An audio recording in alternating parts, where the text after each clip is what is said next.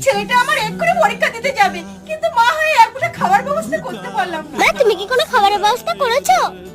না রে বাবা, গায়ে জ্বরটা খুব বেড়েছে, সেই জন্য কাজে যেতে পারিনি, আর তোর জন্য কোনো খাবারের ব্যবস্থাও করতে পারিনি। মা ঠিক আছে, তুমি খামোকা চিন্তা করো না, এই পরীক্ষা দিয়ে ফেরার সময় যে কোনো একটা খাবারের ব্যবস্থা করেই আসবো। ঠিক আছে বাবা, ভালোভাবে পরীক্ষাটা দিস। ঠিক আছে,